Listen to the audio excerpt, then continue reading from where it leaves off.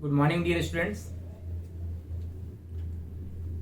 आशा करता हूँ आप सभी अपने घरों में स्वस्थ होंगे, सकुशल होंगे। प्लीज़ जो कोविड की गाइडलाइंस हैं उनको स्ट्रिक्टली फॉलो करिए, ठीक है। लापरवाही बिल्कुल ना करें। हम एक ऐसे अज्ञात शत्रु से लड़ाई कर रहे हैं जो कब हमें प्रभावित कर लेगा, कब अपनी चपेट में ले लेगा, हमें नहीं पता, आपको भी नहीं पता है। सो प्लीज़ इसका सबसे एक आसान तरीका ये है, अपना और अपने घर वालों का जीवन यदि रक्षण करना है तो उसके लिए सर्वप्रथम हमें इसके जो जो इसकी गाइडलाइंस हैं, क्या सोशल डिस्टेंसिंग, मास्क का प्रयोग करना, सैनिटाइजर का प्रयोग करना। आप बिल्कुल जीवन है तो घर से बाहर निकलना पड़ेगा, साग सब्जी भाजी के लिए निकलना पड़ेगा, जाना पड़ेगा, मार्केट जाना पड़ेगा, नो डाउट जाइए आप, लेकिन पूरे सुरक्षा कवच के साथ जो गाइडलाइंस हैं उनको फॉलो करते हुए जाइए। वापस आइए, अच्छे से अपने आप को, अपने हाथ पैर धुलिए, मुंह धुलिए, सैनिटाइज करिए, और गर्मी का समय है तो नहा लीजिए साबुन से। और अगर आपको हल्की सी भी सर्दी खांसी जुकाम के लक्षण ऐसे फील होते हैं, महसूस होते हैं, तो सबसे पहले स्टीम लेना, भाप लेना शुरू करिए, गार्गलिंग करना शुरू करिए, काढ़ा वगैरह ये जो देसी दवाएं हैं आपकी उसको प्रयोग करिए। और ईश्वर से कामना करता हूँ कि सर्वे भवन्तु सुखिनः सर्वे सन्तु निरामया। प्रार्थना करता हूँ परमपिता परमेश्वर के से कि सभी सुख हों मेरे देशवासी, मेरे बच्चे और उनके परिजन परिवारीजन। तो इन्हीं शुभकामनाओं के साथ शुरू करते हैं गोस्वामी तुलसीदास जी का काव्यखंड, जिसमें हमने पहले का जो एक चौपाई और दोहा है वो पढ़ा। अब दूसरे चौपाई और दोहे को पढ़ते हैं। तो लखन कहा हंसी हमरे जाना, सुनहु देव सब धनुष समाना। ये कल हमने थोड़ा सा डिस्कस किया था कि आज हम ये पढ़ने वाले हैं। तो लखन कहा हंसी हमरे जाना, सुनहु देव सब धनुष समाना, का छत लाभ जोन धन तोरे, देखा राम नयन के भोरे, छुअत टूट रघुपति न दोषु, मिन बिन काज करे कतरोसु, बोले चितय परस की ओरा, रे सट सुने सुभाव न मोरा, बालक बोल बधौ नहीं तोही, केवल मुनि जड़ जाने मोही, बाल ब्रह्मचारी अति कोही, विश्व विदित क्षत्रिय कुलद्रोही, भुज बल भूम भूप बिन कीन्ही, विपुल बार महिदेवन दीन्ही, सास बाहु भुज छेद निहारा, परस बिलोक महेप कुमारा, मातु पिता ही जन सोच बस, करिस महेश किशोर, गर्भन के अर्भक दलन, परस मोर अति घोर। तो लक्ष्मण जी ने कहा कि हे मुनि, मैं इसको सारांश बताऊंगा क्योंकि कल मैंने इसको एक्सप्लेन किया था, आज इसी को थोड़ा सा रिवाइज करेंगे और फिर आगे चलेंगे। तो लक्ष्मण जी कहते हैं कि हे परशुराम जी, हम तो ये जानते हैं कि हमने ये सुना है कि सभी धनुष एक समान होते हैं, उसमें ऐसा नहीं कि मेरा धनुष है तो ज़्यादा महत्वपूर्ण है और किसी और का धनुष है तो कम महत्वपूर्ण है, ये लघु है ये बड़ा है, ऐसा कुछ नहीं है। तो सभी धनुष एक समान होते हैं। तो हम तो ये जानकारी रखते हैं कि सभी धनुष एक जैसे होते हैं।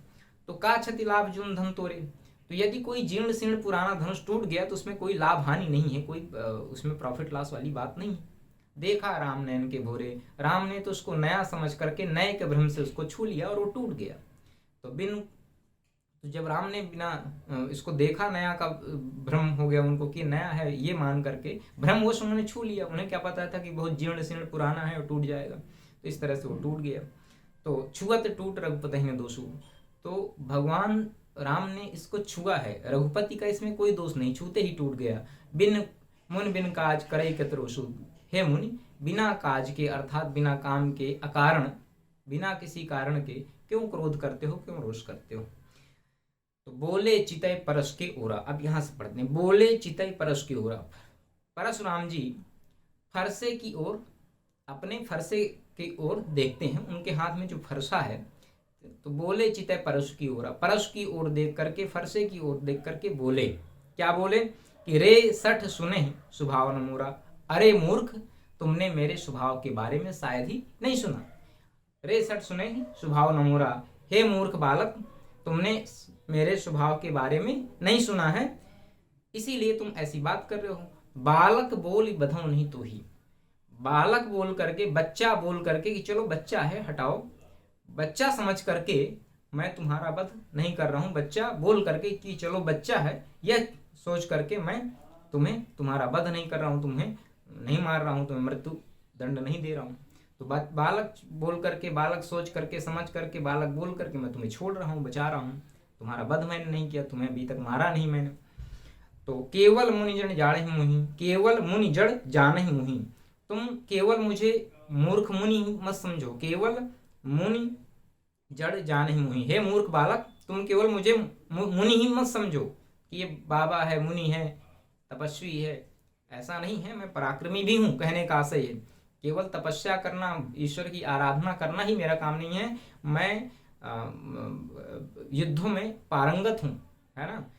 मैं बहुत स्किल्ड हूँ, कहने का आशय है। मैं स्किल्ड वॉरियर हूँ, स्किल्ड योद्धा हूँ, है ना, कुशल योद्धा हूँ। केवल मुझे मूर्ख बालक, केवल मुझे मुनि ही मत समझो। बाल ब्रह्मचारी अति कोई, कुछ विशेषताएं अपनी बता रहे हैं क्या, कि मैं तपस्वी के साथ साथ क्या हूं, एक महान योद्धा हूं, ठीक है। दूसरा कहते हैं अति कोही, अति कोही मतलब अत्यधिक क्रोधी हूं, तो अति क्रोधी स्वभाव है मेरा, ठीक है। तो ऐसा नहीं है, मैं महान योद्धा हूं, अति क्रोधी हूं। और क्या हूं, बाल ब्रह्मचारी, बाल ब्रह्मचारी, बाल ब्रह्मचारी अति कोही, ठीक है। और विश्व विदित क्षत्रिय कुल द्रोही, क्या है, क्षत्रिय कुल का द्रोही हूं, क्षत्रिय कुल द्रोही, क्षत्रिय कुल द्रोही। तो ये देखिए कितनी विशेषताएं हैं, 1 2 3 4। ये परशुराम जी की कुछ विशेषताएं हैं क्या, कि महान योद्धा हैं, अत्यधिक क्रोधी स्वभाव के हैं, बाल ब्रह्मचारी हैं और क्षत्रिय कुल के द्रोही हैं। और ये विश्व विख्यात हैं, ये सारी चीजें क्या हैं, विश्व प्रसिद्ध बातें हैं। उनके चरित्र के विषय में, उनके स्वभाव के विषय में, उनका ये विश्व प्रसिद्ध बातें।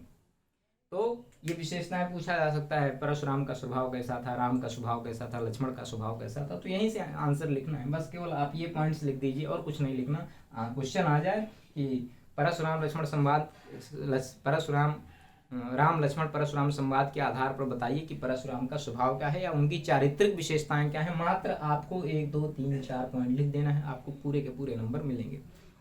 तो बाल ब्रह्मचारी अति कोही, बचपन से बाल ब्रह्मचारी हूँ, ठीक है, अत्यधिक क्रोधी हूँ। और विश्व विदित, ये संपूर्ण संसार को विख्यात है, पता है कि क्षत्रिय कुल का द्रोही हूँ। तो भुज बल भूम भिपिनी, अपने भुजाओं के बल से इस पूरी पृथ्वी को भूप बिनकीनी, राजाओं से विहीन कर दिया।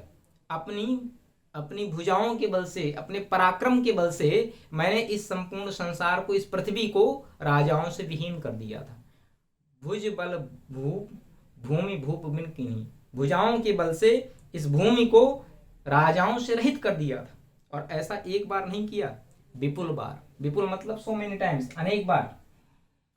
विपुल मतलब अनेक बार, विपुल बार मतलब, विपुल का मतलब है अनेक, बार का मतलब है बार, सो मेनी टाइम्स, तो अनेक बार।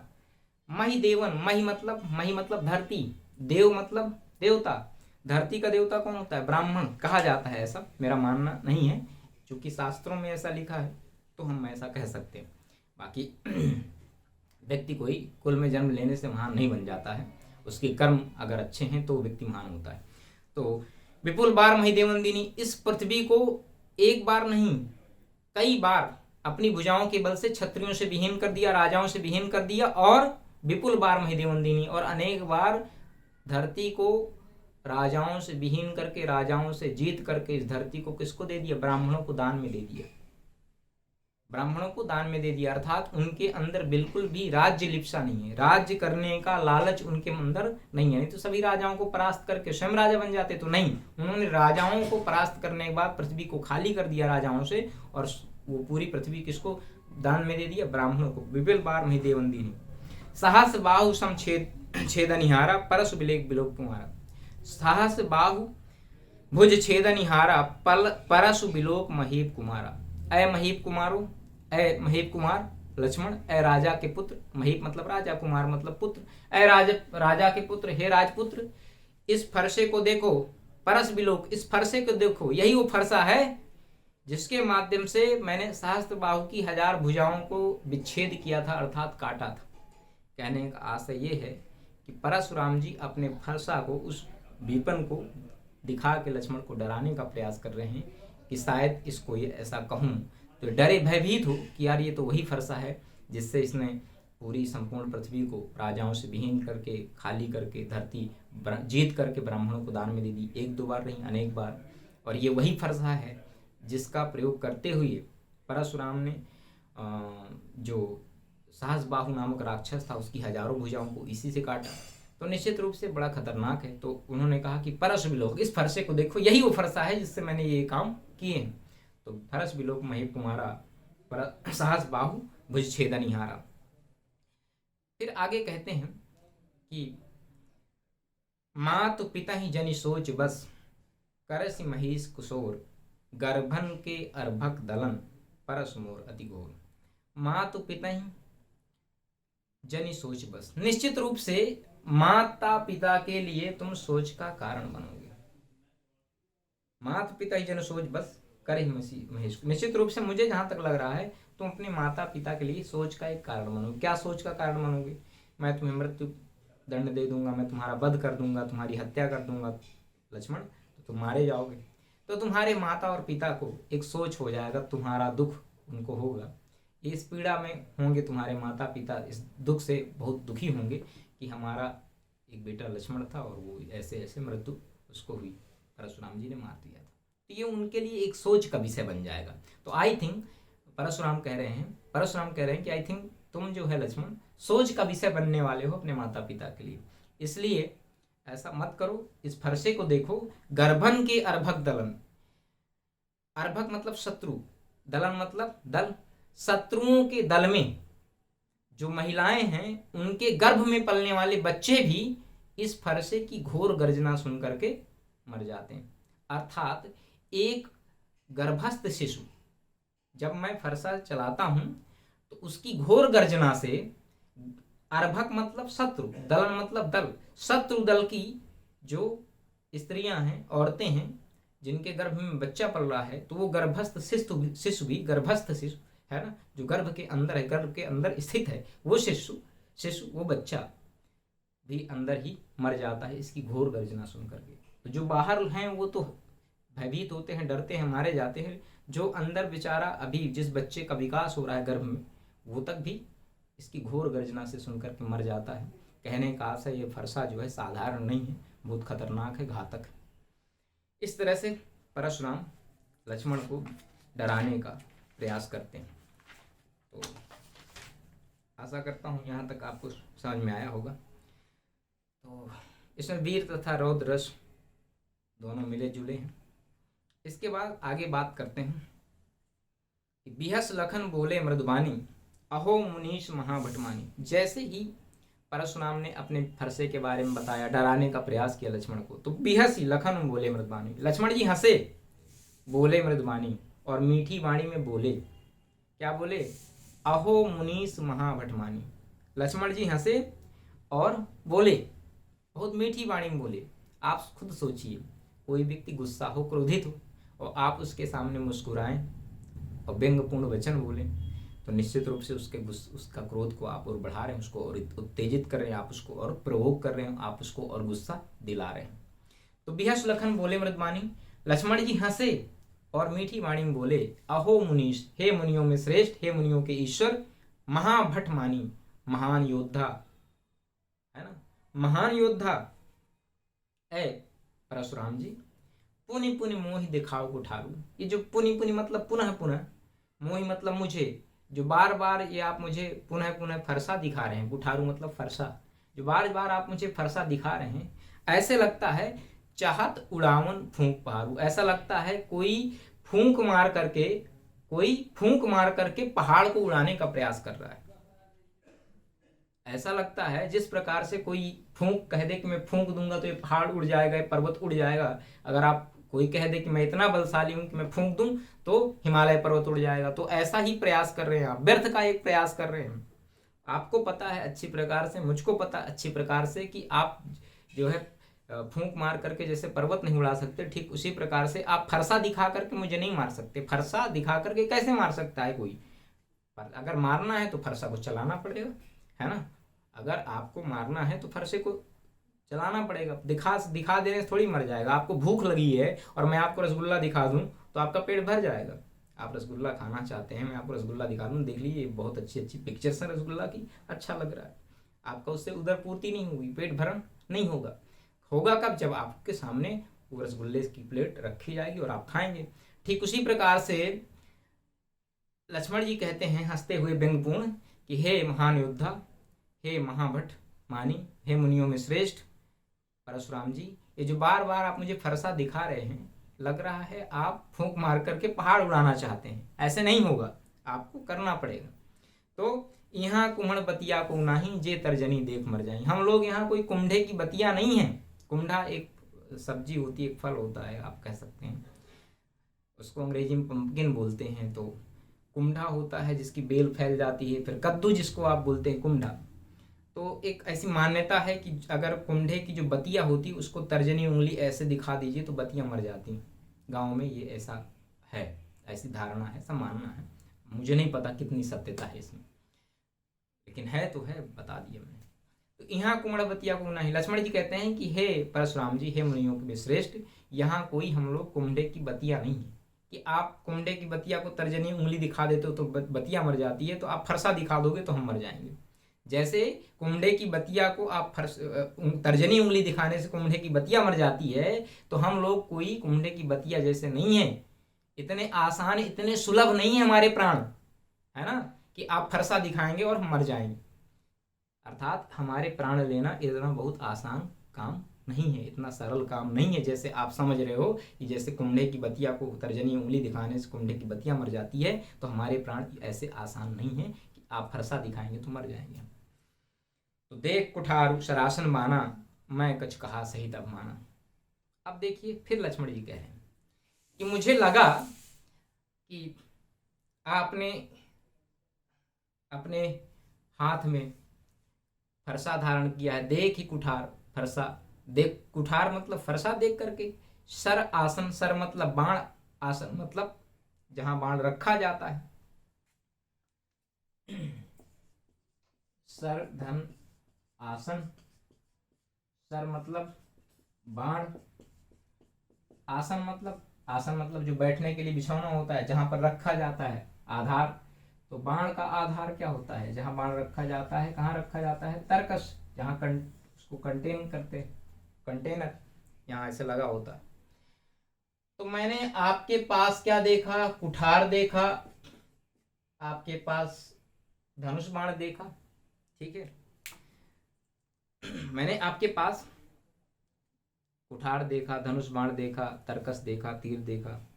तो देख कुठार सरासन माना। तो मैंने आपके हाथ में फरसा, धनुष बाण आदि देखा, तो मुझे लगा कि कोई बहुत बड़ा योद्धा होगा, तो मैं कुछ कहा सहित अभिमाना। अच्छा, आप एक चीज ये बताइए, ये लाइन यहाँ पर क्यों लिखी गई है कि देख कुठार सरासन माना, मैं कुछ कहा सहित अभिमाना? बहुत सीधी सी बात है, सिंपल सी बात है। एक डॉक्टर है, मैं आपको कुछ लोगों के बारे में बताता हूं, आप खुद पहचानिएगा। एक व्यक्ति है जो कुछ दवाएं या कुछ सिरेंज लिए हुए है, ठीक है, और वाइट गाउन पहने हुए है, तो देख के क्या लगेगा? डॉक्टर है। कोई व्यक्ति है, पीले वस्त्र पहने हैं, लाल गिरवे वस्त्र पहने हैं, दाढ़ी है लंबी, कमंडल लिए हुई है, देख करके ही पता चलेगा ऋषि है। कोई व्यक्ति है जो हाथ में पेन लिए है, किताब लिए है, या चाक डस्टर लिए हुए है, देख के पता चलेगा क्या है, वो टीचर है। कोई व्यक्ति है फावड़ा लिए हुए है, खेतों में काम कर रहा है, देख करके ही पता चलेगा क्या है, वो किसान है, कृषक है। तो अर्थात वेशभूषा भी, कभी कभी वेशभूषा से भी हम किसी के प्रोफेशन को पता लगा सकते हैं कि वो व्यक्ति कैसा होगा, क्या कर रहा होगा, उसका काम धाम क्या है। संस्कृत में एक है नियम, इत भूत लक्षणम, अर्थात जो अपने लक्षणों से पहचाना जाए। इत भूत लक्षणम, तो जो अपने लक्षण से पहचाना जाए। तो इत भूत लक्षणम में तृतीय विभक्ति होती है कर्णकारक, है ना। जैसे वह जटाओं से सन्यासी लगता है, तो स जटाभी ऋषि, जटाओं से ऋषि लगता है। स जटाभी मुनि, वो जटाओं से मुनि। तो कभी कभी लक्षणों से पता चल जाता है। आप देखें कि आपने, लक्ष्मण जी ने कहा कि आपने धनुष बाण लिया है, फरसा लिया है, तो मुझे लग गया कि कोई बहुत बड़ा योद्धा होगा, मतलब वेपन्स के साथ है ना, पूरी बुलेट प्रूफ जैकेट लिए हुए है, बुलेट्स लिए हैं, गन लिया हुआ है ना, AK-47 आपने धारण कर रखा है, तो पता चलेगा ना कि हाँ ये बहुत बड़ा योद्धा ही है, ग्रेट वॉरियर। तो लक्ष्मण जी ने भी कहा कि मैंने भी आपको ये सोचा, ये समझा, कैसे, ये आपका स्वरूप, ये वेशभूषा देख करके, आपने जो हाथ में धारण किया है, क्या फरसा धारण किया, धनुष बाण, तो मुझे लगा कोई बहुत बड़ा योद्धा होगा, निश्चित रूप से वीर होगा, इसीलिए मैं कुछ कहा सहित अभिमाना, इसलिए ये सब देख करके मैंने कुछ अभिमान सहित कह दिया। लेकिन भृगुसुत समझ जनेऊ बिलोकी, जो कुछ कहूँ सहूँ ऋष रोकी। लेकिन फिर मुझे आपका जनेऊ दिख गया। क्या दिख गया? जनेऊ, जनेऊ है ना, जनेऊ होता है यज्ञोपवीत। तो भृगुसुत समझ जनेऊ बिलोकी, मैंने फिर ये समझ लिया कि आप ब्राह्मण पुत्र हैं। ब्राह्मण पुत्र हैं अर्थात आप भी ब्राह्मण हैं, भृगुसुत मतलब ब्राह्मण के पुत्र हैं। तो कैसे पता चला कि ब्राह्मण के पुत्र हैं? यहाँ कोई सील लगी है, आइडेंटिटी कार्ड दिखाया? नहीं, यहाँ आपका जनेऊ मुझे दिख गया, तो मुझे पता चल गया कि निश्चित रूप से किसी ब्राह्मण का पुत्र है, ये भी ब्राह्मण देवता ही हैं। आपके जनेऊ को देख करके मुझे बिलोकी मतलब देख करके ये ज्ञात हो गया। तो जो कुछ कहूँ सहूँ ऋष रोकी, इसलिए आपने जो कुछ भी कहा सब कुछ मैंने सह लिया। ऋष रोकी मतलब क्रोध को रोक करके, आपने जो कुछ भी कहा, आपको जो कुछ भी कहना था आपने कह लिया, और मैंने सब कुछ सह लिया अपने क्रोध को रोक करके। तो ब्राह्मण देवता, मैंने अगर सब कुछ सह लिया तो इसलिए सह लिया कि आप ब्राह्मण पुत्र हैं। इसका ये मतलब नहीं है कि हम कायर हैं। हम क्यों चुप हैं, क्यों मैंने सब कुछ सह लिया? क्योंकि हमारे एक कुल की परंपरा है, एक मर्यादा है, और हम कभी मर्यादा नहीं तोड़ते हैं, है ना। क्या मर्यादा है? कि सुर, महिषुर, हरिजन और गाई। कौन कौन? सुर, महिषुर, हरिजन और गाय। देखिए 1 2 3 और 4 हमारे कुल में एक मर्यादा है, एक परंपरा है, एक धारणा है, हमारे नैतिक मूल्य हैं हमारे कुल के, रघुकुल के, सूर्य वंश के, इक्ष्वाकु वंश के, राजा दिलीप, राजा सगर, है ना। हम लोगों की एक परंपरा रही है। क्या हमारे कुल में क्या एक बात है कि हम इन लोगों पर वीरता का प्रदर्शन नहीं करते। इन 4 लोगों, पहला सुर मतलब देवता, महिषुर मतलब, मही मतलब धरती, सुर मतलब देवता, मही मतलब धरती, सुर मतलब देवता। तो धरती के देवता कौन? ब्राह्मण। फिर हरिजन, हरिजन मतलब आज ये जो आपके हरिजन है ना आपके गांव में, ये वाले हरिजन नहीं। हरि मतलब भगवान, जन मतलब जन, भगवान, भगवान के जन, भगवान के जन मतलब भक्त लोग, भगवान के भक्त मतलब भक्त। गाय मतलब गाय, है ना, जिनको आप काऊ कहते हो भाई, आप गाय ना जानते होंगे because you are English medium student, है ना, आप अंग्रेजी मीडियम के विद्यार्थी हैं, गाय शायद न जानते हो, तो काऊ आपके लिए। तो देवता, ब्राह्मण, भक्त और गाय, इन 4 पर हम वीरता का प्रदर्शन नहीं करते। हमारे कुल में एक मर्यादा है, एक परंपरा है, एक नैतिक मूल्य है हमारे कुल के, हमारे इक्ष्वाकु वंश के, हमारे रघुवंश के, हमारे सूर्य वंश के। क्या? कि हम धरती के देवता अर्थात ब्राह्मण देवता, ब्राह्मण देवता, भक्त और गाय, इन 4 पर हमारे कुल में वीरता का प्रदर्शन नहीं करते, अर्थात इनसे, इनके साथ हम लड़ाई नहीं करते, इनके साथ हम युद्ध में भाग नहीं लेते। ये कुछ भी कहें हम सह लेते हैं, इनसे युद्ध नहीं करते। ये कुछ भी कहें, हमें अपशब्द भी कहें तो भी हम इनकी बातें चुपचाप सुन लेते हैं। हम इनसे लड़ाई झगड़ा, हम इनसे युद्ध नहीं करते हैं। क्यों नहीं करते हैं? कारण क्या है? हम हमारे कुल में इन पर सुराई अर्थात वीरता का प्रदर्शन नहीं किया जाता। बधे पाप अब कीरत हारे, बधे अगर इनका वध कर देते हैं, इनको मार देते हैं, तो अपकीरत, बधे पाप, बंधे पाप, अगर इनका वध कर देते हैं, मृत्यु अगर हो जाती है इनकी, तो मृत्यु होने पे क्या हो जाएगा, हम पाप के भागीदार बनेंगे। अगर मृत्यु होगी तो हमें क्या लगेगा, मृत्यु होगी, अगर इनका वध करेंगे, युद्ध होगा ना, तो युद्ध में अगर हम भाई अगर हम जीतेंगे तो क्या करेंगे, इनको मार देंगे तभी तो जीतेंगे। ये मृत्यु अगर इनकी होगी तो पाप लगेगा हमें। और अगर हार गए इनसे तो क्या होगा, अगर हार गए, जीतने पे क्या होगी, मृत्यु होगी, और मृत्यु होगी तो क्या होगा, हमें पाप लगेगा। अगर हार जाएंगे इनसे, हारने पे क्या होगा, अपयश मिलेगा, अपयश, अपकीर्ति, अपयश और अपकीर्ति। मतलब क्या है, अगर इनसे हार गए तो लोग क्या कहेंगे, अरे बताओ, भक्तों से हार गया भगवान के, ब्राह्मण से हार गया। ब्राह्मण क्या तपस्वी, वो स्किल्ड नहीं होता है। गाय से बताइए, बेजुबान प्राणी से हार गया, तो इनसे हारने पे भी घाटा है और जीतने पे भी घाटा है। तो यहाँ दोनों तरफ हमारा ही नुकसान है। अगर जीतेंगे तो मृत्यु होगी जीतने पर इनकी और पाप लगेगा, हार जाएंगे तो अपकीर्ति होगी, अपयश होगा। तो दोनों ही तरह से इसमें हमें इनके साथ युद्ध करने में हमारे लिए कल्याणकारी नहीं है। इसलिए हमारे कुल में इक्ष्वाक वंश में, सूर्य वंश में, रघुवंश में ऐसा करने की मनाही है। किस पे, हम देवता, ब्राह्मण देवता, ठीक है, भक्त और गायों पर युद्ध नहीं करते, इनके साथ युद्ध नहीं करते, इन पर वीरता का प्रदर्शन नहीं करते। तो कोटि कुलिष्ठम वचन तुम्हारा, व्यर्थ धरहु धनवान तुम्हारा। हे परशुराम जी, आपके जो वचन हैं इतने कुलिश हैं, ये फरसे से भी ज्यादा तेज चलते हैं। आपके जो वचन हैं, जो आप बोलते हैं, आपकी वाणी ही इतनी खतरनाक है, कैंची की तरह चलती है कि इस फरसे को आपने व्यर्थ रखा है। व्यर्थ धरऊ धनुबान कुठारा, आपने व्यर्थ में धनुष बाण और ये फरसा रखा है, धारण किया है। आपकी जुबान ही इतनी तेज चलती है, इतनी कुटिल चलती है, इतनी कठोर है कि ये खुद ही लोगों को मृत्यु के घाट उतार देगी, लोगों को मार देने के लिए काफी। मतलब कहने का आशय ये कि हे परशुराम, आप इतने कठोर बोलते हो कि लोग आपकी वाणी को सुनकर के ही मर जाएं, धनुष बाण रखने की आपको आवश्यकता ही नहीं है। अब किसी को भी आप ऐसा कहोगे तो निश्चित रूप से उसको क्रोध और उसका जागृत होगा, उसका क्रोध और बढ़ेगा, उत्तेजित होगा, आप उसको प्रवोक कर रहे हो।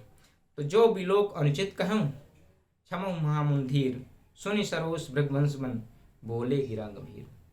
तो जो बिलोक अनुचित कहूं, तो जो ये सब देख करके मैंने कुछ अनुचित कहा हो, तो कौन कह रहा है, लक्ष्मण जी कह रहे हैं कि जो बिलोक अनुचित कहूं, यदि आपको ये देख करके मैंने कुछ अनुचित बात कह दी हो तो क्षमो महामुंधीर। तो हे महामुनि, हे मुनियों में श्रेष्ठ महान मुनि परशुराम जी, हे धीर्य के सागर, हे धैर्य के सागर, मुझे क्षमा करें। सुनि सरोस भृगुवंश मणि, सुनि मतलब सुन करके, सरोस मतलब क्रोध के साथ, भृगुवंश मणि, भृगुवंश की जो है मणि स्वरूप, कौन, परशुराम जी। बोले गिरा गंभीर, बोले गिरा गंभीर, अपनी गंभीरता को त्यागते हुए बोले। क्या बोले, कौशिक सुनो मंद यह बालक, हे कौशिक, हे विश्वामित्र सुनो, मंद यह बालक, यह बालक मंद बुद्धि है और कुटिल काल बस निज कुल घालक, और कुटिल काल के बस में हो गया है, इसलिए अपने पूरे परिवार को, पूरे कुल को भी उस काल के मुंह में झोंक रहा है, मौत के मुंह में झोंक रहा है। तो ये हम कल पढ़ेंगे। यहाँ तक आशा करता हूँ आपको समझ में आया होगा। अगर कोई डाउट हो प्लीज़ आप पूछ लीजिएगा मुझसे, कोशिश करूँगा कि आपके जो डाउट्स हैं उनको तुरंत मैं आंसर करने का प्रयास करूँगा। सो कीप वॉचिंग एंड पढ़ाई करते रहिए। सो अगर आपको वीडियो अच्छा लगे, इसके कंटेंट्स अच्छा लगे, एक्सप्लेनेशन अच्छा लगे, तो प्लीज़ इसको ज़्यादा से ज़्यादा लाइक करें, शेयर करें और सब्सक्राइब करें। ठीक है, okay, thank you, thanks for watching.